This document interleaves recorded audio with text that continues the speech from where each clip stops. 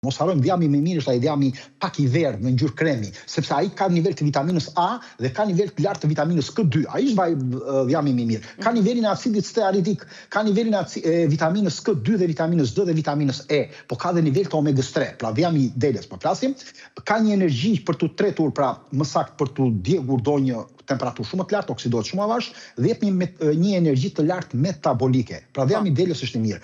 Dhjami i lopës është praktik, po themi në këtë rast, sepse është një nga burimet më të qëndrueshme të yndyrës. Shumë i mirë për gatimin përgjithësi. Duhet ta shkrinë në pak ujë atë dhjamin, duhet ta dinë që ta marrin, të jetë unison, mos jetë i shkrirë, të jetë i fortë, të jetë ngjyrë kremi, do ishte më i mirë. Ta shkrinë pak në ujë ose ta fusin në furn temperaturën 100-120 gradë, pasi të tretë ta fusin në enë për ta mbajtur, që ta dinë. Mos ketë erë të keqe, se nëse do ketë një erë të keqe shije metalike, atëherë ky ka një problem dhe të merret nga mishi kullotave që do jetë gjëja ndoshta edhe më e mirë. Tjetër është edhe kombinimi i gabuar. Për shembull, po e bëm me byrek ose me brumë dhe me makarona nuk shkon dhjami.